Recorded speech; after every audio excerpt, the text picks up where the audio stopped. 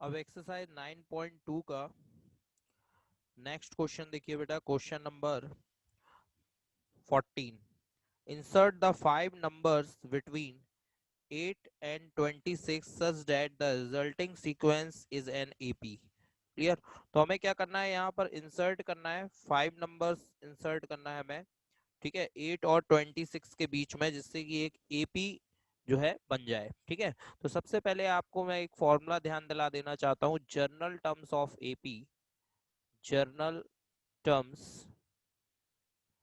Of AP are A, A plus D, A plus 2D, A plus 3D, up to A plus N minus 1 into T. ठीक है बेटा, ये होते हैं general terms of AP. ठीक है, इसका यूज यहाँ पर हम लोग इस क्वेश्चन में करेंगे। तो क्वेश्चन नंबर 14 में सबसे पहले हमें 5 टर्म्स इंसर्ट करने हैं, तो let 5 terms are this is A1, A2, A3, A4 and A5। ठीक है, 5 टर्म जो कि हमें इंसर्ट करने हैं वो हमने क्या ऐड कर लिए, A1, A2, A3, A4, A5। ठीक है, 8 और 26 के बीच में इंसर्ट करना है, तो सबसे फर्स्ट नंबर हो जाएगा 8, फिर A1, A2,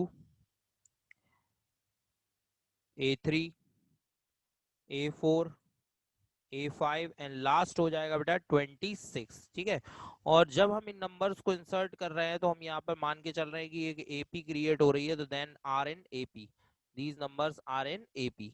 ठीक है, तो अगर हम इसको जर्नल टर्म से कंपेयर कराएं बेटा, तो जर्नल टर्म्स क्या होते हैं बेटा, A, A plus D, A plus 2D, A plus 3D, A plus 4D, A plus 5D and A plus 6D।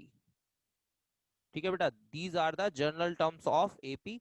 तो यहाँ पर देखिए आप, फर्स्ट टर्म जो है वो ए होगा, फर्स्ट टर्म क्या होगा, ए होगा, और लास्ट टर्म जो है वो देखिए 26 जो है वो क्या होगा, ए प्लस 6D होगा। तो इससे हम डी की वैल्यू फाइंड आउट कर लेंगे। ए की वैल्यू तो हमें पता ही है, ए की वैल्यू क्या है, यहाँ पर ए की वैल्यू 8 है बेटा।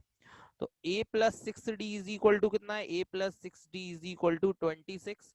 इसमें अगर ए की वैल्यू 8 पुट कर दे बेटा, plus 6D is equal to 26, 8 को माइनस कर दो तो 6D इज इक्वल टू 26 में से 8 माइनस हुआ, दिस इज 18, और 6 से 18 कैंसिल कर दो तो D इज इक्वल टू आ गया बेटा 3। तो यानी A की वैल्यू 8 है बेटा और D की वैल्यू 3 है। ठीक है, तो A और D आ गया, तो अब देखिए बाकी के सभी टर्म्स हम यहाँ पर निकाल सकते हैं ना। ठीक है, तो A1 की वैल्यू क्या होगी बेटा, A प्लस डी, यानी कि 8 प्लस 3। ठीक है, दिस इज 11। ठीक है, इसी तरह A2 की वैल्यू क्या होगी। ठीक है, तो अब हम जानते हैं यहाँ पे कॉमन डिफरेंस 3 है, तो हम 3 3 ऐड करके लिख सकते हैं, यानी 11 प्लस 3 कितना हो जाएगा बेटा, 14। फिर A3 की वैल्यू क्या होगी, तो 14 में 3 ऐड कर दो, 14 प्लस 3 17। फिर A4 की वैल्यू, तो 17 में 3 ऐड कर दो बेटा, 17 में 3 ऐड हुआ 20। फिर A5 की वैल्यू, तो 20 में 3 ऐड कर दो बेटा, 20 प्लस 3 23। ठीक है, तो यानी कि जो 5 टर्म्स हमें इंसर्ट करने थे वो क्या आ गया बेटा, 11, 14, 17, 20 एंड 23। और ये एपी में है क्योंकि इन सबका डिफरेंस जो है वो 3 है। क्लियर बेटा। चलिए नेक्स्ट क्वेश्चन देखते हैं बेटा आप। अब देखिए क्वेश्चन नंबर 15, और ये इंपॉर्टेंट भी है बेटा ये क्वेश्चन। ठीक है, तो ध्यान से देखिए बेटा, गिवन है हमें a power n plus b power n upon a power n minus 1 plus b power n minus 1 is arithmetic mean between a and b। this is what, this is am का full form है बेटा arithmetic mean of a and b। ठीक है, ये arithmetic mean है किसका, a और b का अर्थमेटिक मीन है। तो सबसे पहले मैं आपको बता दूं कि arithmetic mean of a and b is equal to A is equal to A plus B by two. यानी कि अगर दोनों दो नंबर्स का अर्थमेटिक मीन निकालना है तो हम उनको ऐड करके 2 से डिवाइड कर देंगे तो उसका अर्थमेटिक मीन आ जाएगा, और इसे हम ए से डिनोट करेंगे बेटा। तो यहाँ पर देखिए a power n plus b power n upon A power N minus one plus B power N minus one as it is रहेगा। और यहाँ पर ए और बी का अर्थमेटिक मीन बताना है हमें, तो कितना आएगा बेटा, ए प्लस बी बाय टू। ठीक है, ये अर्थमेटिक मीन के फॉर्मूले से आ गए यहाँ पर। अब इसे सॉल्व करना है हमें, तो देखो टू का मल्टीप्लाई कर दो और इस पूरे का ए प्लस बी में, तो two A power N plus two B power N, और इस तरफ करो बेटा a plus B as it is, और इस पूरे ब्रैकेट का मल्टीप्लाई होगा a power n minus one plus B power n minus one.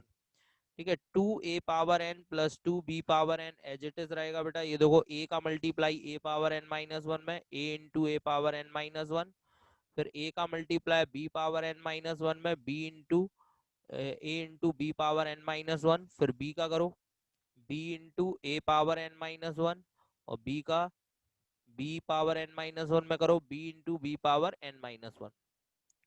Two A power n as it is, two B power n as it is equal to, ये देखो a power one और a power n minus one, तो base same है तो power add हो जाएंगी बेटा, n minus one में वन ऐड होगा तो वन से वन कैंसिल, तो this is a power n, और प्लस ए बी की power n minus one as it is, b a की power n minus one as it is, और यहाँ पे देखो यहाँ भी ऐसा ही होगा, b की पावर वन एंड b की power n minus one, base same है तो पावर ऐड होंगी, n माइनस वन में वन ऐड होगा तो यहाँ पर बचेगा b पावर n।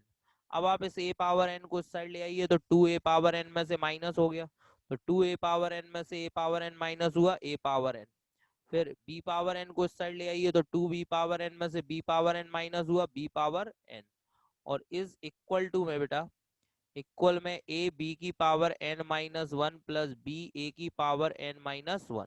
ठीक है बेटा, अब यहाँ पर हम क्या करेंगे कि इनको हम सेपरेट कर लेंगे, जैसे इसमें a पावर n है, इसमें भी a पावर n है, तो इसको इस साइड ले जाओ, इसमें b पावर n है, इसमें b पावर n है, इनको एक तरफ कर लेंगे। ठीक है, तो ये देखिए कितना आएगा, a पावर n माइनस, ये देखो इसको साइड लेगा b a power n minus one को, तो माइनस का b a power n minus one is equal to में, ये देखिए इधर पे रहेगा a b power n minus one, और ये इधर आएगा माइनस का b पावर n, तो a b power n minus one और माइनस का b पावर n। अब इन दोनों में देखो क्या कॉमन आ रहा है बेटा, a पावर n कॉमन आ रहा है, क्या बचेगा यहाँ वन, और minus b a power minus one, यहाँ a की पावर माइनस वन बचेगी बेटा, क्योंकि केवल a की पावर n कॉमन ली है हमने। इस तरफ b पावर n कॉमन ले लेंगे, तो ये देखिए यहाँ पे a बचा और b की पावर माइनस वन बची और माइनस का वन। अब देखिए ध्यान से, a पावर माइनस वन को क्या b अपॉन a लिख सकते हैं, ये देखिए अपॉन में ले आएंगे तो पावर प्लस की हो जाएगी, तो a पावर माइनस वन को नीचे ले आया तो ये b अपॉन a हो गया।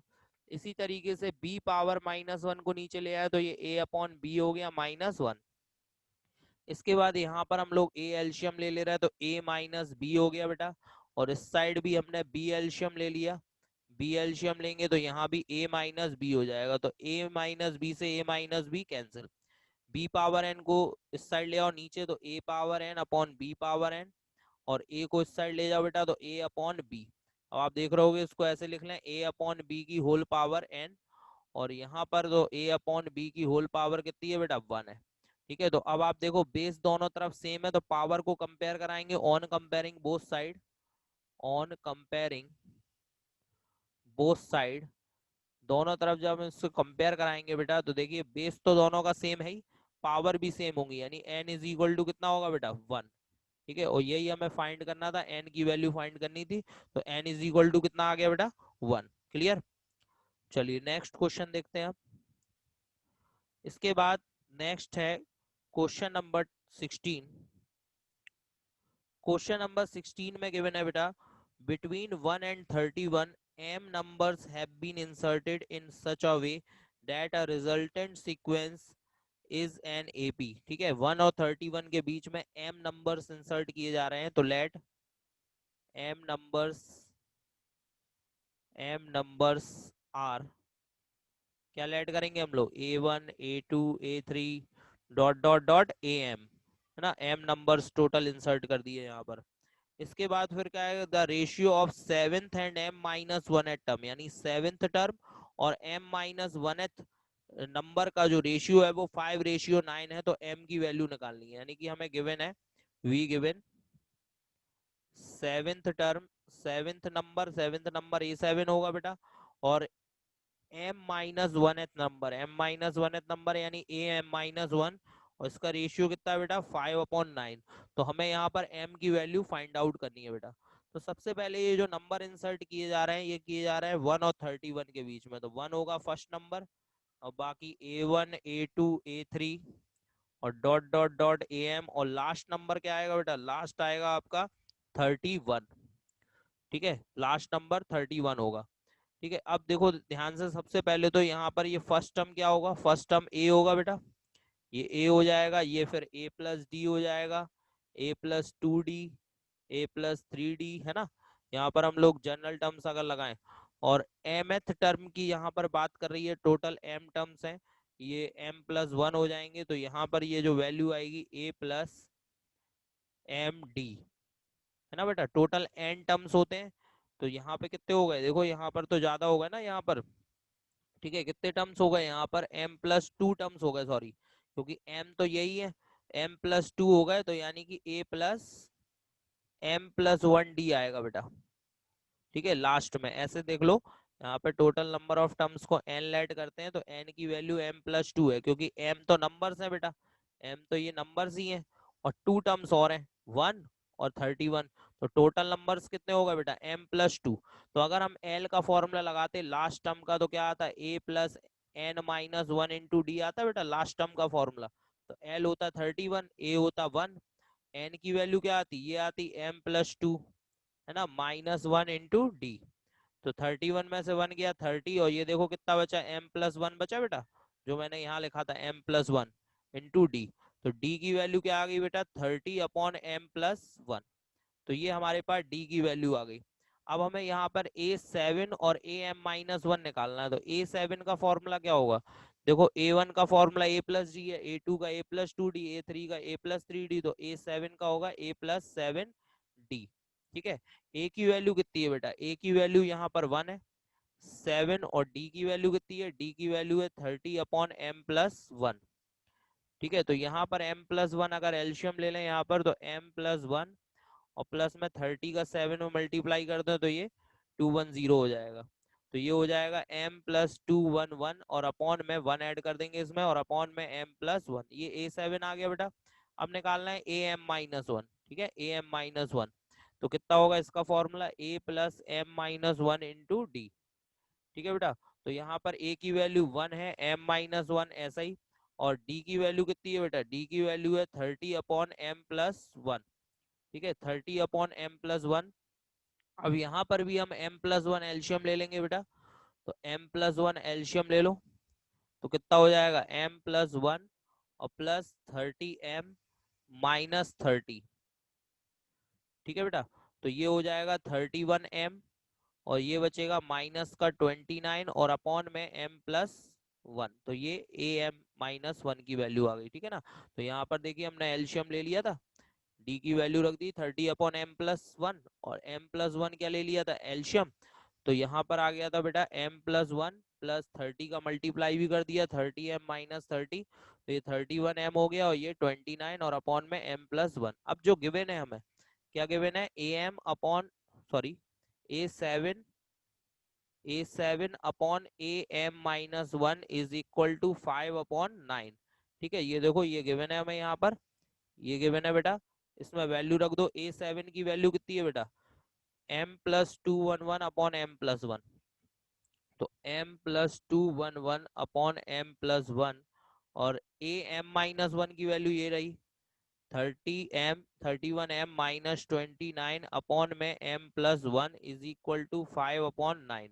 तो ये दोनों तो बेटा कैंसिल हो गए, अब क्रॉस मल्टीप्लाई कर दो 9 का इधर, तो 9m+9 का इसमें करो, 9 1 जा 9, 9 1 जा 9, और 9 2 जा 18 इज इक्वल टू, इसका 5 में करो, 31 का 5 में मल्टीप्लाई होगा, तो 155 आ जाएगा बेटा, और 29 में 5 का मल्टीप्लाई करेंगे, तो 145 हो जाएगा बेटा। ठीक है, अब ये देखो 9m को उस साइड ले जाओ, 145 को इस साइड, तो 1899 plus 145 is equal to 155m-9m। ठीक है बेटा, इन दोनों को ऐड कर दो, 9 और 5 14, 1 कैरी, 9 और 4 13, और 1 14, फिर 1 कैरी, 8 और 1 9, और 1 10, और ये 2, इसमें से इसे माइनस कर दो 9 को, तो ये 146 बचेगा, 146 एम। तो एम इज इक्वल टू कितना आ गया, 2044 अपॉन में 146। ठीक है, तो अब आपको क्या करना है कि इसको 146 से आपको डिवाइड करना है। ठीक है, तो 146 से डिवाइड कर दीजिए इसको। तो पहले तो 1 टाइम चला जाएगा यहाँ पर, 146 से डिवाइड किया 2044 को। ठीक है, तो 1 टाइम गया तो यहाँ पर 1 आ गया बेटा। ठीक है, और फिर इसके बाद यहाँ पर देखिए कितना बच रहा है, ये 54 और 58 बचेगा, और ये 58 और 4 584, 584 में करेंगे तो ये 4 टाइम चला जाएगा। तो m इज इक्वल टू आ जाएगा बेटा 14। ठीक है बेटा, ये इसका आंसर हो गया। क्लियर।